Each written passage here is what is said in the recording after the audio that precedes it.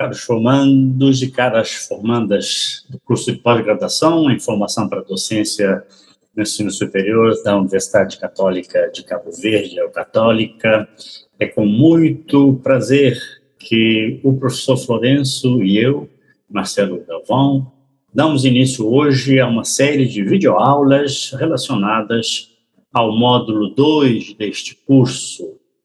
O professor Florencio e eu temos estado bem sintonizados desde o início da programação dos módulos e somos responsáveis pela sua condução.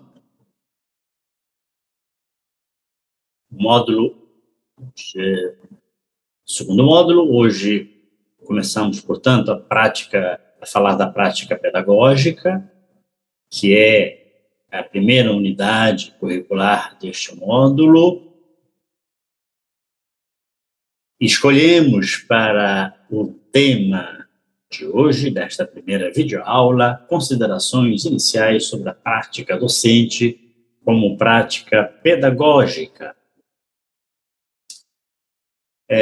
Todos vocês, formandos e formandas, foram informados, estão sabendo que houve um problema que implicou, portanto, a reformulação da programação deste módulo, desta segunda parte do curso, que é constituído por 3 unidades curriculares, como já falamos. A primeira é a prática pedagógica, a segunda é a observação da prática pedagógica e a terceira é o projeto de intervenção pedagógica.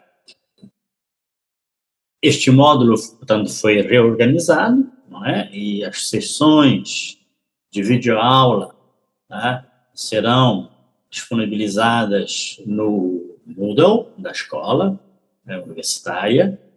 Os textos básicos e complementares que dão suporte a esta e às demais apresentações também serão disponibilizados, além, evidentemente, da avaliação de desempenho de vocês, formados e formandas, que será feita também no Moodle, através de suportes vários, né, e fóruns de discussão. Mas gostaríamos de frisar que isto será de forma assíncrona, flexível, permitindo que cada um de vocês e cada uma de vocês possa, a seu tempo, à sua hora, no seu ritmo de aprendizagem, preparar-se, não é? Assimilar os conteúdos, assistir às videoaulas, pensar, estudar e pesquisar, tendo em vista a submissão posterior ao processo avaliativo. O módulo contempla uma preocupação importante, que é integrar efetivamente todas as unidades curriculares, as 3, sendo que a terceira, que é o projeto de intervenção pedagógica, é a convergência das 2 anteriores. Como é que nós podemos compreender a prática docente como prática pedagógica?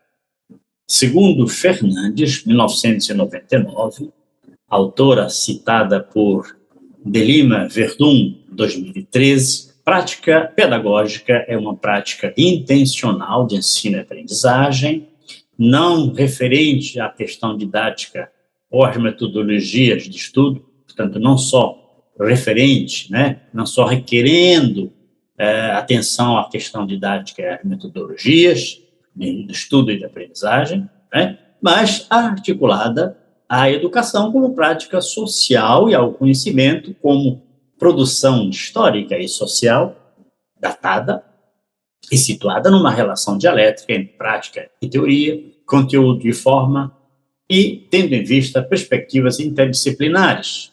A prática pedagógica como sendo intencional, não é? Quer dizer, então, que ela é movida em direção a um propósito, ela não é realizada ao acaso, ela é pensada, ela é refletida, ela é planificada, ou como se diz no Brasil, ela é planejada.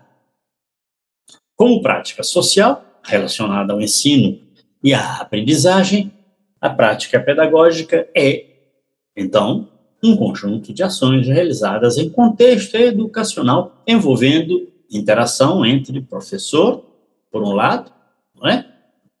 Enquanto profissional da educação, queremos enfatizar isso desde agora, porque tratar do professor como profissional é um assunto que vai nos acompanhar nas próximas videoaulas. Então, essas ações são realizadas em interação entre, por um lado, o professor e, por outro, os alunos, os seus alunos. Por isso que é uma prática social. É orientada por conhecimentos, tá? Sempre em referência à realidade, ao tempo em que os conhecimentos são produzidos no contexto educacional. Portanto, os conhecimentos são relativos, não é? Dizem respeito à realidade, são relativos à realidade e à época histórica de sua produção, o que os torna, evidentemente, conhecimentos, portanto, não absolutos, conhecimentos passíveis de reformulação constante. É uma prática realizada numa relação dialética entre o saber fazer e o conhecer. O saber fazer aqui é entendido como conjunto de competências, é o lado prático do conhecimento, e o conhecer é o aspecto teórico. Então, o saber fazer e o conhecer, portanto, tem uma relação dialética, de um lado, o saber fazer determina o conhecer, e, por outro lado, o conhecer determina o saber fazer. São ambos determinados e determinantes. Então, em resumo, podemos dizer que o processo, que a prática pedagógica é um processo que envolve a atuação do professor desde a pesquisa inicial, desde quando ele se engaja nas tarefas relacionadas com a preparação de suas aulas, até a etapa final, que é, de fato, a etapa em que o professor avalia, né, a aprendizagem, o desempenho do aluno, que lhe dá um retorno, um feedback, né, acerca do êxito ou fracasso do ensino, do processo de ensino. Então, a prática pedagógica, portanto, corresponde a um conjunto de etapas formuladas pelos professores para o exercício de suas funções profissionais. O primeiro tópico desta videoaula diz respeito aos casos de ensino. A organização desta unidade curricular, e particularmente desta primeira videoaula, pensamos, né, que seria interessante trazer para vocês formandos e formandas a noção, né, a ideia, né, o que caracteriza os chamados casos de ensino como instrumentos da prática docente. Os casos de ensino são, um dos diversos tipos de metodologias ativas, né? Ou seja, nas disciplinas teóricas que já cursaram, certamente discutiram amplamente as metodologias ativas, que hoje são um imperativo categórico de utilização nas salas de aula, considerando que nós estamos hoje num momento, portanto, de império das tecnologias de informação e comunicação e um momento que exige, portanto, novas tecnologias, novos instrumentos de trabalho na educação. Como instrumentos pedagógicos, né, que são, os casos de ensino são úteis para ajudar os professores na prática de processos de análise, resolução de problemas e tomada de decisões, é o que o professor faz, não é? No que diz respeito aos processos de ensino e aprendizagem. São ferramentas para a formação docente, é o que vocês estão fazendo, vocês estão no processo de formação, mas eu quero chamar a atenção, formação, vamos dizer assim, em termos formais. Mas por quê? Porque vocês já são professores, vocês já têm atuação em sala de aula, já têm experiência, uns provavelmente mais do que outros, né? Vocês estão num processo, vocês estão, portanto, respondendo a uma exigência da instituição, que, por sua vez, é uma exigência da legislação educacional cabo-verdiana e de outros países também, que os professores do ensino superior precisam passar pela formação pedagógica. Portanto, as práticas, os casos de ensino são importantes para a atuação docente, são importantes para o processo de formação docente e, inclusive, para a investigação, tá, dos processos formativos do professor. Estamos enfatizando isso aqui porque, quem sabe, vocês não possam se interessar, quem sabe vocês venham a se interessar em eleger a formação docente, a formação de professor e a investigação de processos formativos como questões a serem discutidas, a nortearem os trabalhos de vocês no âmbito do projeto de intervenção.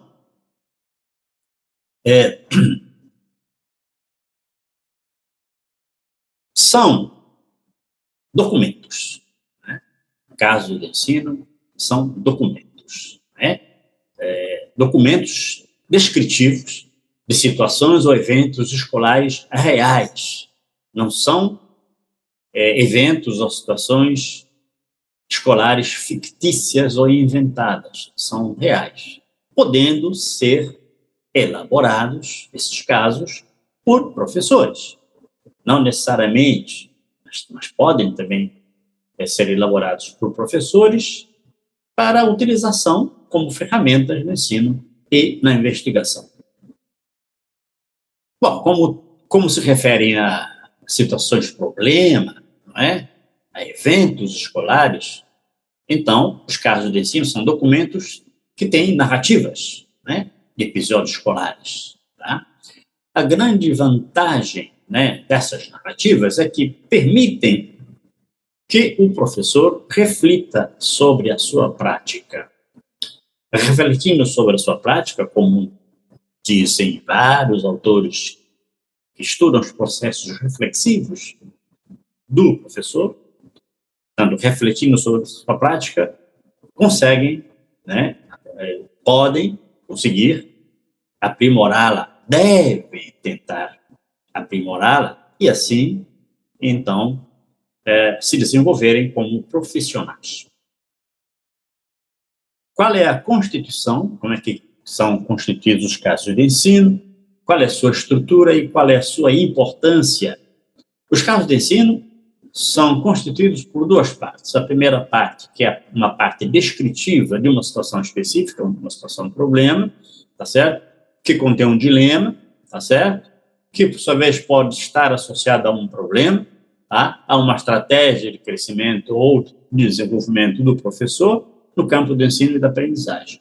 Bom, vocês podem agora refletir comigo o que é um dilema. Né? Graças ao conhecimento, tá, que a filosofia nos fornece sobre o dilema, entendemos o dilema como uma determinada situação, não é, concreta, que gera a necessidade, né, ao indivíduo que enfrenta o dilema, gera a necessidade de escolher entre duas saídas. Tem que escolher uma de duas saídas. Por exemplo, a saída A e a saída B são igualmente, são saídas contraditórias, certo? E são saídas igualmente insatisfatórias. Por uma das duas, ou as duas serem saídas, claro, tem que se escolher uma. Por serem as duas saídas contraditórias e insatisfatórias, logo, a decisão por uma delas gera, ou pode gerar, aquilo que os autores chamam de uma tensão dramática, que tem que ser aliviada, tem que ser resolvida. Tá? As notas de ensino, portanto, constituem textos, né, cujo objetivo é orientar o professor na análise do caso do contexto educacional. Tá? Então, se a primeira parte dos casos de ensino é um texto que descreve uma situação específica, real, tá certo? Com um problema, né? Com um dilema que tem que ser resolvido, a segunda parte das notas dos casos de ensino é formada, a segunda parte é constituída de notas de ensino, que também são um texto, ou textos, né? Que orientam o professor na análise do caso no contexto educacional. Este é o papel, este é o objetivo, esta é a serventia das notas de ensino. A estrutura dos casos de ensino é, segundo Domingues, Sarmento e Mizukami, tá? A estrutura é composta de narrativas, tá?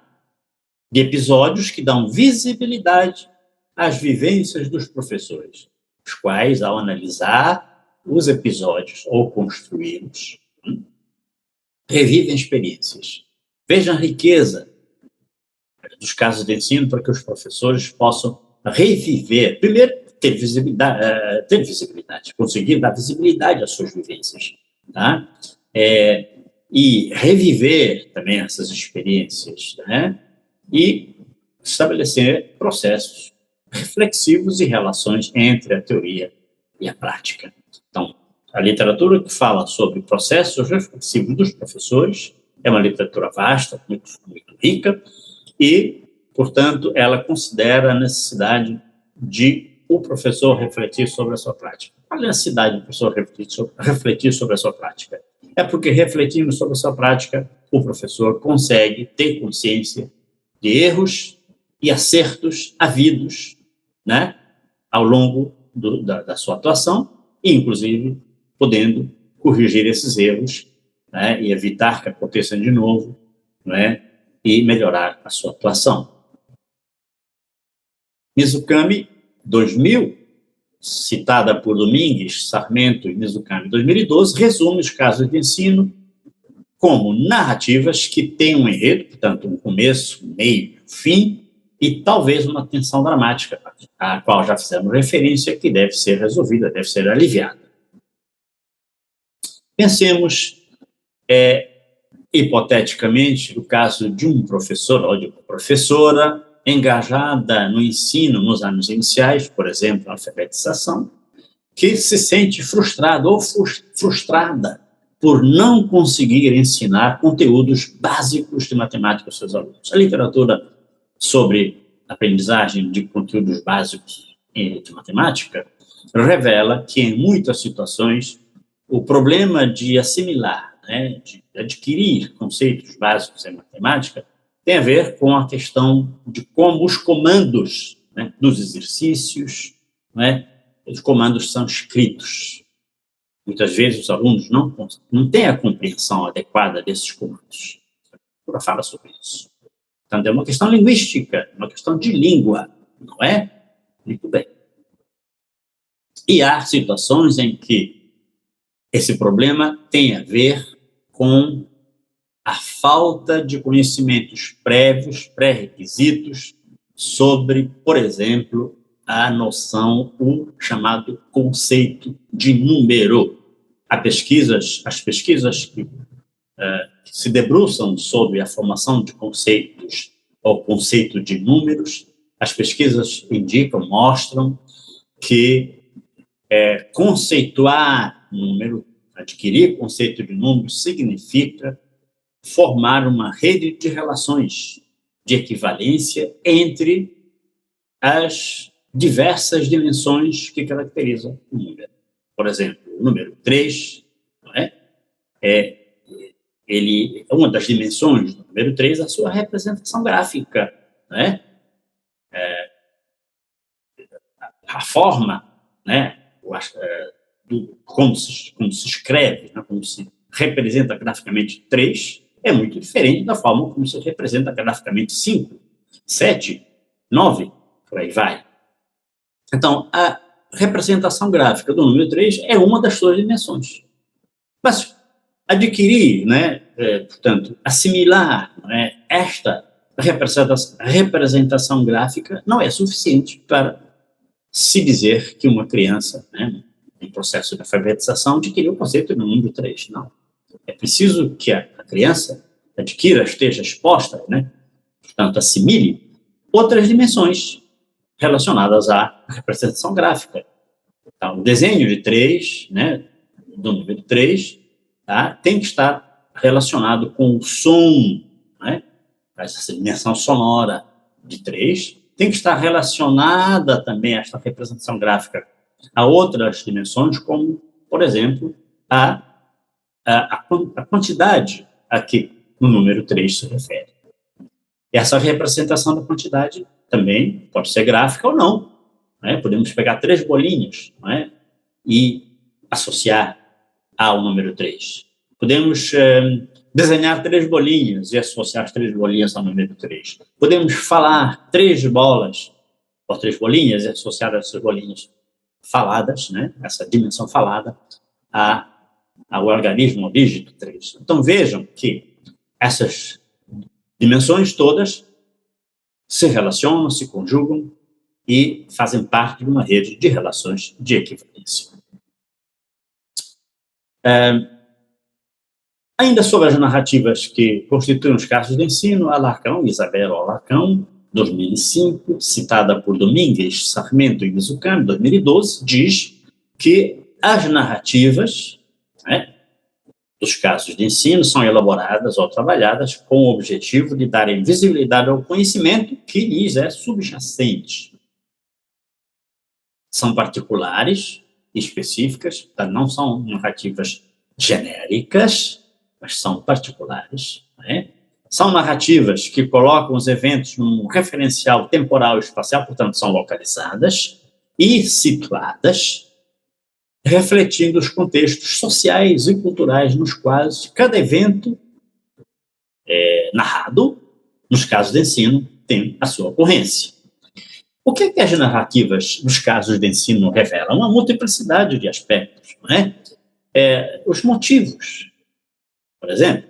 Quais são os motivos que levam um professor ou uma professora a se dedicar ao ensino, a tarefa de ensinar, essa nobre tarefa que muitos chamam de tarefa missão, e de fato Quais são as concepções que um professor ou uma professora tem a respeito dos processos de ensino e aprendizagem? Essas concepções, elas podem refletir a forma pela qual o professor ou o professor atua. Quais são as necessidades que um professor ou uma professora tem, efetivamente, para levar a cabo o seu trabalho? Quais são as concepções falsas que, às vezes, o professor tem a respeito, por exemplo, do processo de ensino-aprendizagem, a respeito daquilo que deve ser ensinado em salas de aula, ou concepções errôneas adquiridas ao longo do tempo e que estão na base de atuações erradas também pelo docente, por parte dos docentes. Quais são as frustrações pelas quais o professor ou a professora passa durante o longo tempo da sua atuação? Os ciúmes, sabemos que alguns professores podem se sentir diminuídos em relação a outros que são brilhantes, que aparecem, que têm visibilidade. Quais são outros aspectos, como as diversas falhas humanas, que todos nós temos virtudes, nós também temos nossas falhas, como temos nossos erros, e isto tudo constitui insumos, matéria-prima para a construção de casos de ensino e, inclusive, para a análise e discussão dos casos de ensino. Os casos de ensino são importantes, segundo Pierre Perenot, o grande educador, a importância dos casos de ensino, em resumo, estão no fato de que permitem induzir o professor ou a professora a relatar episódios reflexivos sobre a sua prática, portanto, de uma forma reflexiva a relatar a sua prática, porque ao ter acesso às histórias, que os casos de ensino contêm, o professor pode, e nós vamos ver isso na próxima videoaula, o professor pode, tendo acesso a casos de ensino, pode refletir sobre o seu fazer, a sua ação, E, portanto, os casos de ensino têm esse grande papel indutor de reflexão. Permitem identificar a multiplicidade de perspectivas e de problemas que o professor enfrenta, os problemas que o professor enfrenta na sala de aula, e as a multiplicidade de perspectivas pelas quais ele vê, né, a sua atuação, ele reformula a sua atuação e, portanto, progride profissionalmente, tá? As perspectivas de determinados procedimentos que ele utiliza, tá? Também permitem esboçar soluções para o enfrentamento, tá, desses problemas. Além disso, os casos de ensino permitem que o professor aprenda a descrever processos. É fácil. Descrever processos, a estabelecer relações entre conhecimentos de diferentes naturezas. Mizukami, 2002, afirma isto. É a base deste assunto aqui, citada por Domingues, Sarmento e Mizukami, 2012. É um exemplo de relações entre conhecimentos. É o caso das relações que há entre conhecimentos da psicologia do desenvolvimento e conhecimentos em educação, relativos à prática pedagógica, que é voltada para o ensino e aprendizagem de vários assuntos envolvendo crianças em processo de alfabetização. Conhecer, portanto, a psicologia do desenvolvimento, né, ter acesso aos conhecimentos que a psicologia do desenvolvimento acumulou durante os vários anos em que as pesquisas na área foram desenvolvidas. Portanto, adquirir esses conhecimentos é importante para que o professor também possa fazer uma interface entre esses conhecimentos numa área diferente, que é a psicologia do desenvolvimento, e os conhecimentos em educação. Como é que os dois tipos de conhecimentos podem se cruzar, não é? Podem, portanto, ser utilizados para o entendimento da melhor maneira pela qual se deve implementar uma prática pedagógica de ensino e aprendizagem de vários assuntos envolvendo crianças na fase da alfabetização. Os casos de ensino permitem que o professor se desenvolva profissionalmente. Aqui queremos reforçar, graças à reflexão sobre o sentido que dão à sua ação. Muitos professores, em várias pesquisas, relatam que não conseguem entender por que são professores. São frustrados, não é? Não veem sentido à sua prática. E aí muitos professores são bem-sucedidos e, portanto, conseguem entender que ser professor é maravilhoso. Né? E a reflexão sobre o sentido que o professor dá à sua ação pode fazer com que ele passe a assumir o protagonismo no seu processo de formação. E graças à reflexão sobre as situações complexas que retrata a sala de aula. Né?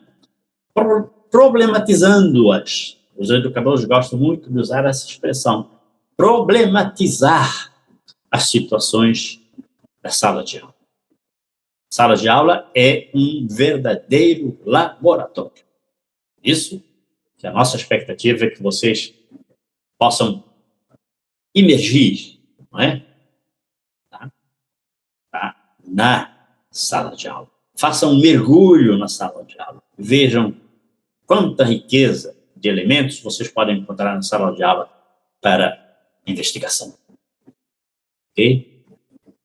O processo reflexivo do qual os autores aqui falam, né, quando tratam de casos de ensino, diz respeito a um processo que ocorre na prática, portanto, na própria atuação do professor.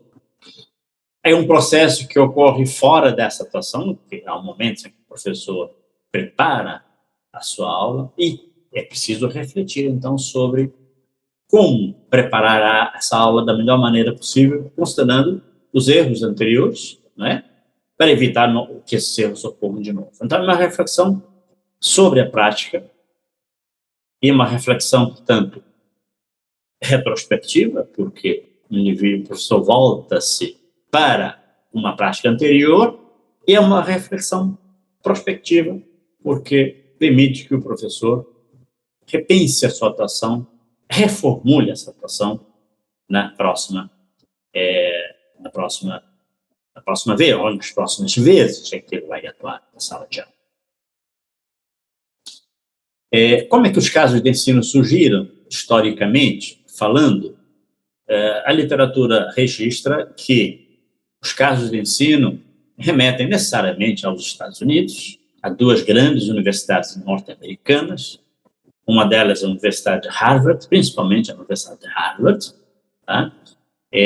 Particularmente na sua escola de negócios, Harvard Business School, e na Universidade de Pensilvânia, na sua escola Wharton School. E, então, as pesquisas envolvendo casos de ensino surgiram por volta de 1908, há mais de um século, né, nessas duas universidades citadas. Okay? Inicialmente, os estudos têm sido voltados em direito comercial, né, e em administração posteriormente. No Brasil, no contexto brasileiro, a literatura indica que a construção dos casos de ensino, ou para ensino, vocês podem encontrar estas duas expressões, casos de ensino, casos para ensino, tá? A construção de casos de ensino ou para ensino, tá? No que diz respeito, portanto, à utilização sala de aula ou na investigação dos processos formativos do professor é reduzida, né? O marco histórico é a década de 1970, do século passado, um marco de disseminação do método do caso, em administração e em saúde. Quando vocês lerem a expressão método do caso, entendam como a utilização tanto dos casos de ensino como ferramentas, como métodos de ensino e de investigação. A administração e saúde têm sido, historicamente, as duas áreas, né, de utilização para as quais os casos de ensino têm estado voltadas. Precisamos aqui dizer que houve um período de estagnação dos estudos sobre casos de ensino no Brasil, até que, a partir de 2007, houve um crescimento significativo de estudos na área, né? A literatura também registra que o Encontro Nacional da Associação Nacional de Pós-Graduação em Pesquisa em Administração deu um grande impulso aos estudos de casos de ensino no Brasil a partir de 2007. Vamos aqui agora também fazer justiça e destacar o papel importante que uma pesquisadora brasileira, já citamos aqui, falamos de Mizukami, o nome completo dela é Maria das Graças Nicolette Mizukami, o papel importante que ela desempenhou e ainda desempenha no que diz respeito aos estudos utilizando casos de ensino no Brasil. Ela é uma brilhante professora de educação, foi minha professora de doutoramento em educação na Universidade Federal de São Carlos, ainda ativa. Gostaríamos aqui de expressar a nossa expectativa de que este curso da EO Católica possa permitir, se vocês se interessarem por este assunto, inaugurar em Cabo Verde investigações sobre casos de ensino. Oxalá venha acontecer. Os temas centrais nas pesquisas educacionais sobre casos de ensino têm sido voltados ao entendimento dos processos formativos vividos por professores e à definição dos tipos e da natureza dos conhecimentos que estão na base da sua atuação. E as áreas nas quais, ou relativas às quais os casos de ensino têm sido utilizados, envolvem a formação de professores e a investigação dos processos de desenvolvimento profissional docente. Bom, muito bem, gente. O próximo tópico, este quarto tópico, diz respeito à escrita de casos de ensino. Vocês certamente sabem que escrever não é uma tarefa fácil. Aqui não estou falando de literatura, no sentido artístico, estou falando aqui de escrever textos acadêmicos. Os casos de ensino são textos acadêmicos. Assim como escrever outros textos acadêmicos, como artigos científicos, é difícil, também o é escrever casos de ensino. Todos sabem que é preciso aprender a escrever textos, artigos científicos. É um processo longo, né? Tem que ser ensinado. Eu divulgo a ideia de que as universidades, desde a graduação, devam inserir os alunos em investigação científica e, com isso, fazer com que eles aprendam a escrever artigos científicos e, inclusive, apresentá-los em congresso. Os congressos e as revistas científicas são exigentes, não é? As revistas sérias são exigentes com relação à escrita de textos científicos, não é?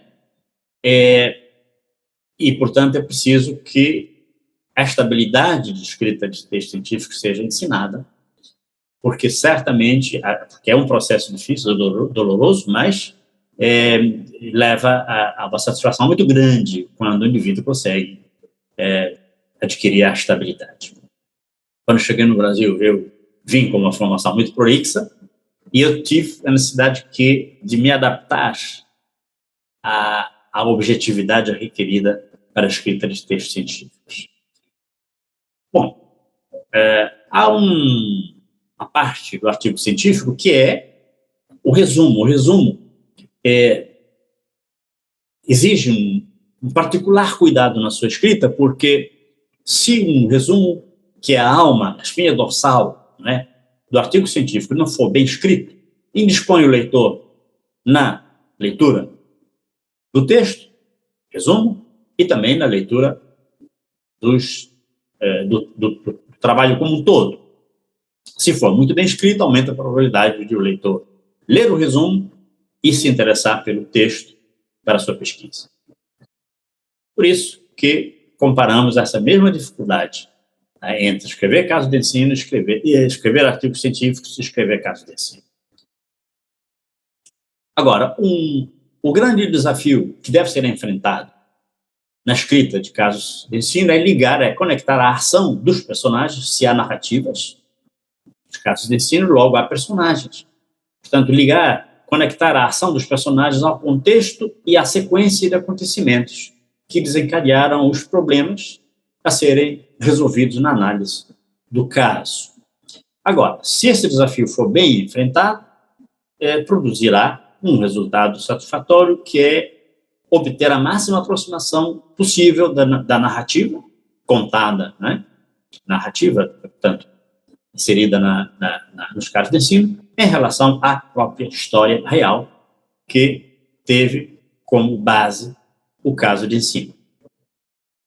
Assim, é importante falarmos, embora de uma forma muito breve, vocês vão ter acesso aos textos que vão apresentar para vocês detalhes relacionados à escrita de bons casos de ensino. Aqui vamos falar um pouco, en passant, sobre esses aspectos que devem ser considerados. O primeiro aspecto tem a ver com a introdução do caso. Como dissemos, o caso de ensino é um texto acadêmico.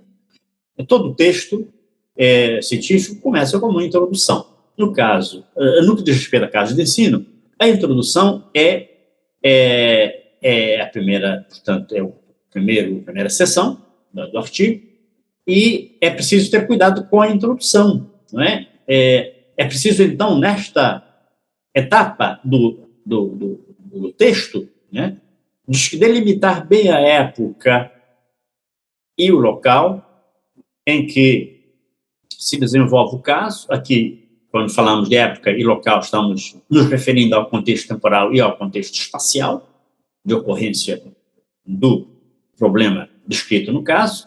Também delimitar os agentes envolvidos na situação específica, os protagonistas, além de indicar os fatos relacionados à situação descrita Ainda, apresentar bem o dilema, inserir informações sobre o dilema que vão permitir que o leitor reflita sobre a melhor decisão que vai ser envolvida na solução do caso ou não, também. Às vezes não se consegue, a priori, a melhor solução do problema referido no caso. Também é preciso ter cuidado com o fechamento do caso.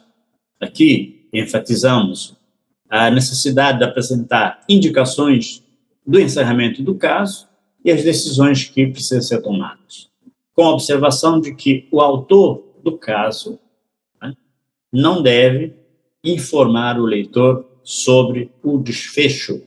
O desfecho do caso de ensino deve ficar a cargo, portanto, sob a responsabilidade do leitor.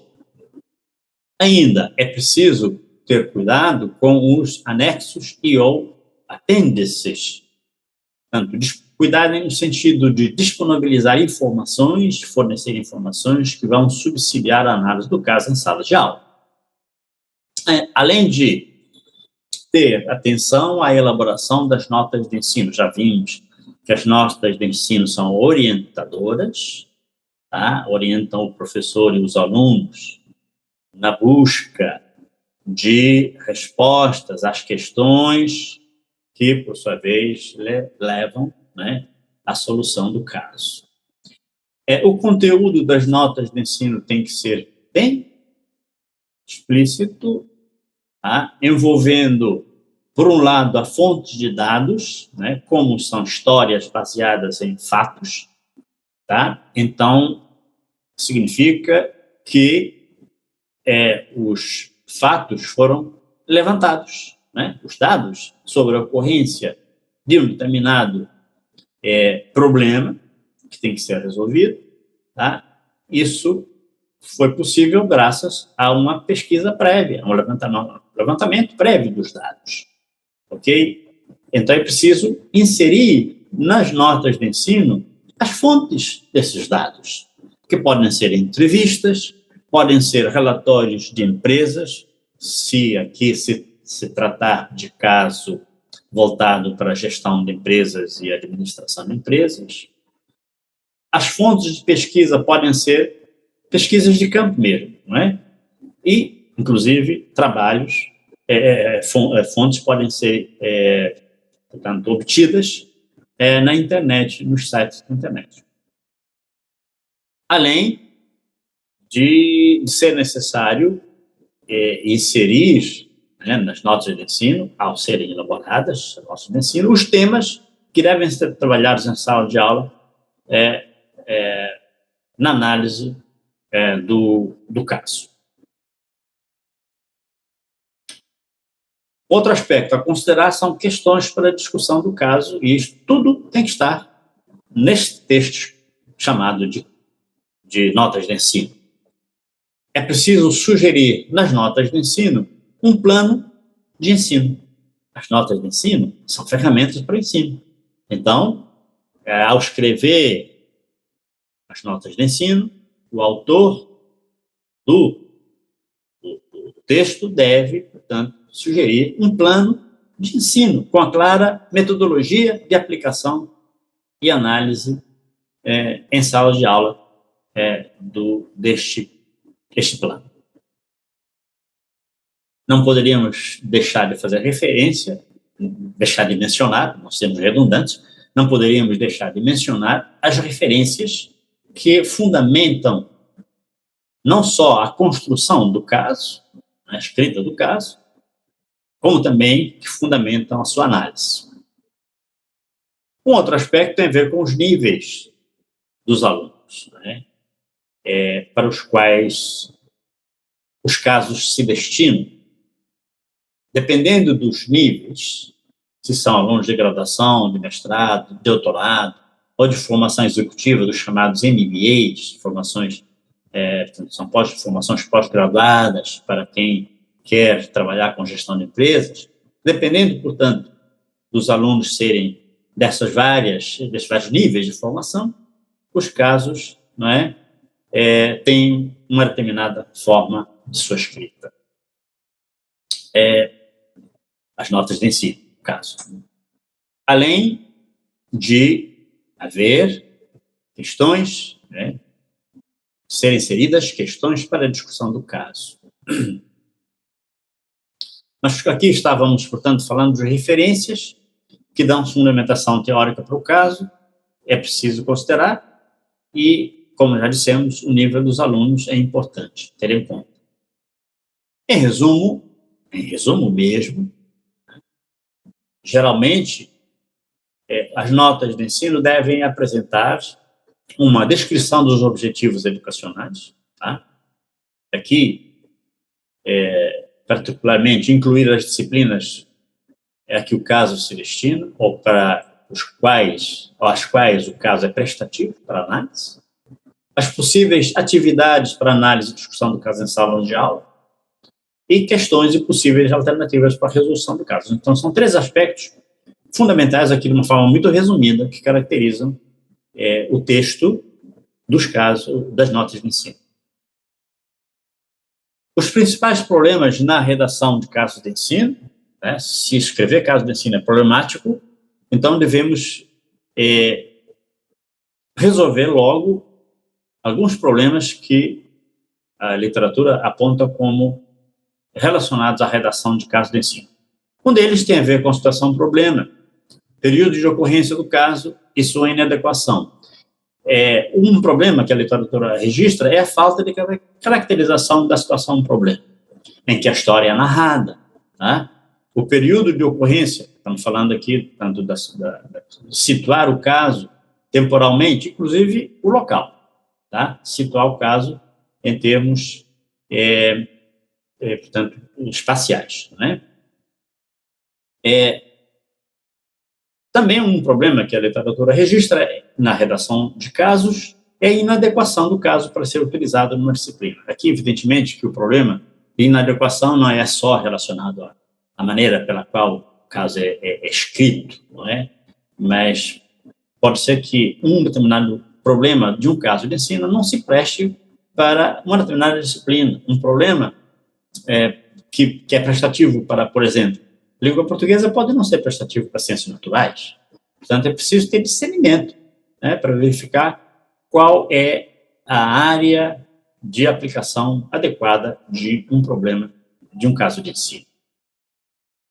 Outro problema é a ausência de relevância do caso para a identificação, relevância do caso, e isto acontece quando há falta de clareza na identificação do dilema e falta de potencial para relacionar a teoria com a prática, que é o que se quer também. Tá? Os casos são descritos com base em fatos, tá? E é preciso, então, que os fatos também têm que ser relacionados com a teoria. Não é?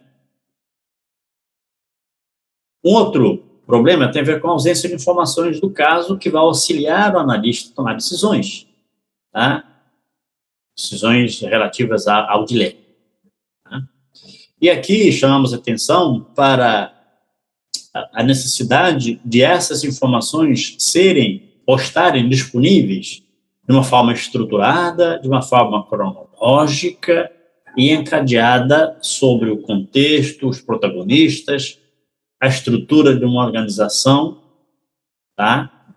Ou dos comportamentos gerenciais, se tratar de casos de ensino voltados para a gestão de empresas ou administração de empresas. Um outro problema recorrente é a linguagem usada na redação do caso. Né? Assim como na redação de um texto científico se exige, né, usar linguagem objetiva, também se exige, né, o uso de linguagem objetiva na redação de casos de ensino. Mas aqui com a ênfase de que, no sentido de a linguagem envolver o aluno e o analista do caso, é preciso motivar tanto o aluno como o próprio professor né, para a leitura do caso e fazer com que ambos se sintam protagonistas do caso, principalmente os alunos, porque o professor utiliza o caso para ensinar, né, fazer com que os alunos adquiram determinadas habilidades, determinadas competências. Então, o aluno, na verdade, é o protagonista do caso. Ele deve, né, ser instado a sê-lo. A parcialidade é um outro problema. Muitas vezes, um autor de um caso de ensino já emite juízos de valor. Não deve fazer isso, a literatura recomenda que não faça, tá? Porque a emissão de juízo de valor, logo, é um indicativo da parcialidade do autor e não deve ser parcial.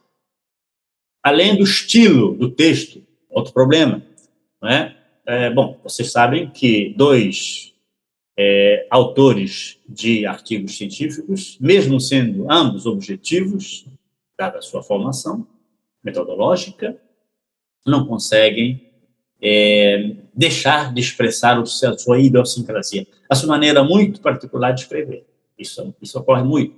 Por exemplo, se vocês lerem um texto científico de um norte-americano, tá, sobre um assunto, o mesmo assunto, não é? A mesma área, e lerem um texto científico escrito por um inglês, vão encontrar diferença no estilo. Então, isso é óbvio.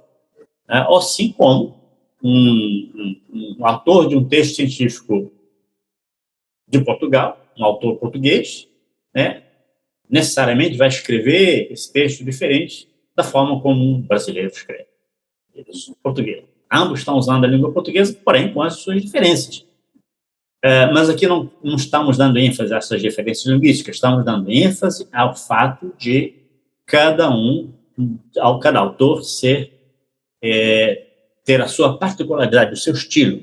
Agora, aqui, o estilo deve possibilitar que o leitor delimite bem o dilema com clareza. A qualidade das notas de ensino é um outro aspecto problemático que queremos enfatizar. Né? O que revela que as notas de ensino são textos de qualidade? Tá? Quando há indicação de cursos ou disciplinas para os quais, né, o caso é recomendado. Né? Aos quais o caso é recomendado. Tá? Quando há delimitação dos objetivos educacionais. Tá? Quando há apresentação de questões muito desafiadoras para serem debatidas com os alunos. Quando há conexão efetiva entre o contexto e a literatura. Né? Um outro aspecto é a contribuição possível do caso para o ensino e aprendizagem. Tá? O caso deve ter potencial para promover a aprendizagem. Por isso é que ele deve ser escrito com o cuidado de revelar, né, o seu potencial nesse sentido. E também para promover o desenvolvimento de competências dos alunos. As áreas de conhecimento historicamente indicadas como áreas nas quais, ou para as quais os casos de ensino foram ou têm sido escritas, né, para sua utilização, são administração de empresas e educação. Não significa que sejam essas duas só, mas são as áreas mais apontadas na literatura. Na administração de empresas, portanto, os casos permitem, né, que os participantes, aqui alunos como futuros gestores, né, consigam identificar e resolver problemas gerenciais, identificar e resolver fatores de risco. No caso da educação, os casos de ensino habilitam os participantes, alunos como futuros professores, tá, a identificar e resolver problemas relacionados com o processo de ensino-aprendizagem, além de problemas de gestão acadêmica, não é? Em sala de aula, gestão acadêmica da instituição escolar como um todo, e inclusive as questões relacionadas à gestão nos diversos sistemas de ensino.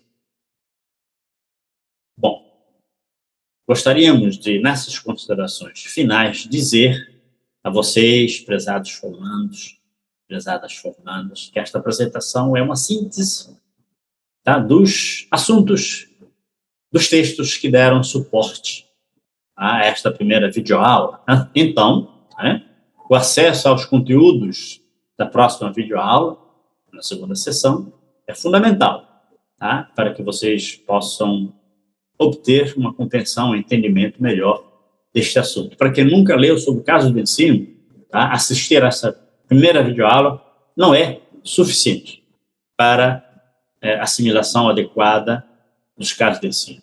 Entretanto, é um começo. Então, mas mesmo assim, lançamos um desafio a vocês. Não é? Vamos agora, então, lançar um desafio a vocês, considerando que vocês já fizeram as disciplinas teóricas do módulo 1, são docentes, não é? E nós temos informações de que vocês são alunos especiais, no sentido de não serem alunos quaisquer, são professores, alguns com mais experiência do que outros, e que vocês estão engajados nas atividades que os professores passaram para vocês realizarem, como avaliação de desempenho. Então, vocês, por essas características, provavelmente poderão enfrentar este desafio que nós vamos lançar. Qual é? Que vocês tentem, pelo menos, elaborar, né? Antes de assistirem a segunda videoaula, que vocês tentem elaborar um esboço. Não estamos falando aqui de um texto de caso de ensino, mas um esboço, né? Pelo menos um esboço, a espinha dorsal, né?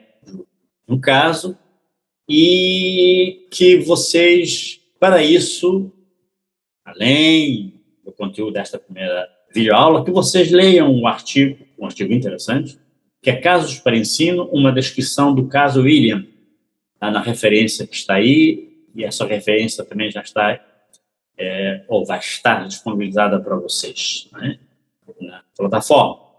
Consultem também um vídeo importante, interessante, brasileiro, da Fundação Getúlio Vargas, brilhante sobre elaboração e uso de casos de ensino no Brasil. Pensamos que isto ajudará vocês a terem, portanto, este primeiro treinamento relacionado a este primeiro assunto dentro da prática pedagógica. É um treinamento, não é ainda uma avaliação de desempenho. Tá? Se vocês procederem, portanto, enfrentando esse desafio, acreditamos que vocês terão alta probabilidade de desempenho, de êxito no desempenho que esperamos de vocês, tá, nas próximas sessões. E, inclusive, chamamos aqui a atenção, inclusive, na formulação de questões que irão direcionar o trabalho final. Quem sabe, né, alguns de vocês se interessem por casos de ensino como ferramentas, tá, que podem ser úteis na investigação de processos formativos no âmbito do projeto de intervenção pedagógica que vocês irão realizar. Portanto, esse é um desafio, e as questões relacionadas à avaliação do processo do desempenho serão depois informadas no momento certo a todos vocês, caros formandos e caras formandas. Com isto, finalizamos esta primeira aula e, então, mãos à obra no enfrentamento do desafio lançado. Até a próxima videoaula e obrigado pela atenção dispensada hoje.